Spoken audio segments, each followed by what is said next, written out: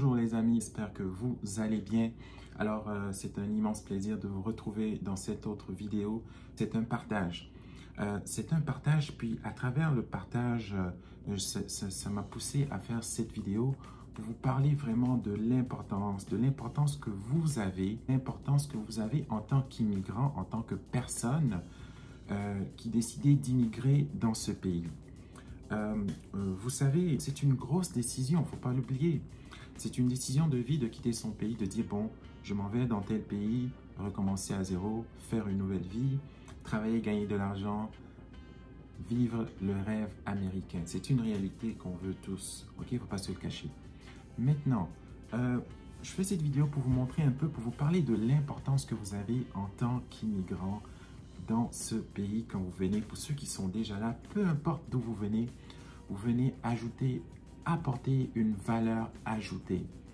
Donc, c'est vraiment important de savoir que en tant qu'immigrant, vous contribuez à une société qui a énormément besoin d'immigrants. En date d'aujourd'hui, l'immigration représente 100% de la croissance économique du pays et on prévoit que d'ici 2032, elle représente soit la majorité donc, de la croissance du pays.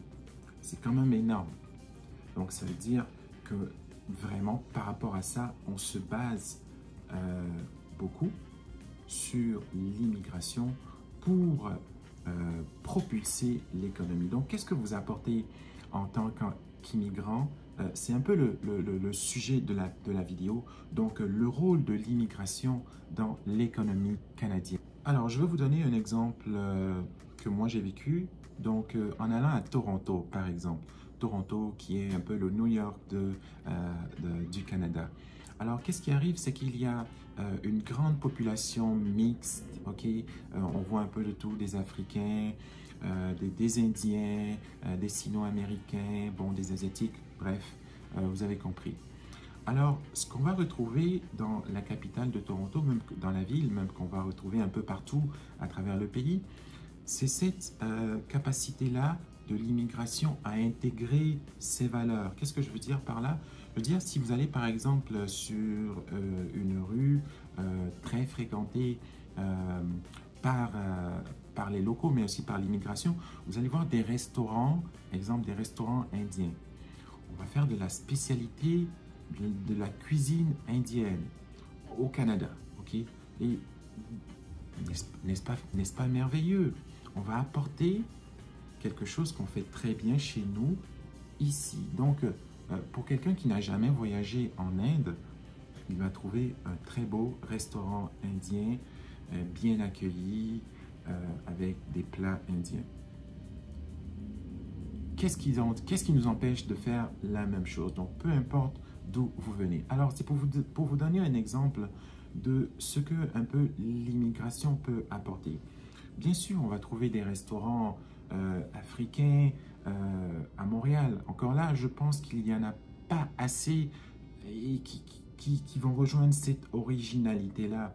Donc, si vous avez des projets entrepreneuriaux, donc il ne suffit pas d'ouvrir un petit restaurant, de mettre quelques chaises, puis de dire, voilà, j'ouvre un restaurant africain.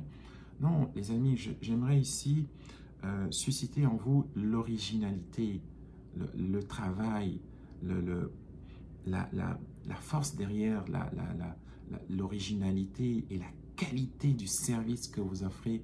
Ça fait toute la différence. Et ça, vraiment, ça vient chercher la population canadienne et ça met l'étoile sur votre entreprise pour dire, oups, j'essaie de me distinguer de la concurrence, oups, je suis moi de tel pays et j'apporte, voici comment je veux vous présenter ma culture. Et là, c'est ça qui fait la beauté. Vous verrez que dans beaucoup de grandes villes nord-américaines, il y a un Chinatown. Ils viennent avec leurs petits bâtiments, ils viennent avec leur écriteau, leur langage, leur culture. Et ils nous présentent des mets asiatiques. Moi, par exemple, je suis un fan de soupe asiatique. J'adore les soupes thaïlandaises, comme beaucoup d'ailleurs. Et dans plusieurs villes canadiennes, vous allez voir un Chinatown et vous allez voir, si ce n'est pas un restaurant chinois, c'est un dépanneur chinois. Et c'est ça qui est important. Donc, j'essaie ici de vous montrer un peu l'avantage de se valoriser quand on vient dans un pays qui n'est pas le nôtre ou dans une culture qu'on essaie d'intégrer.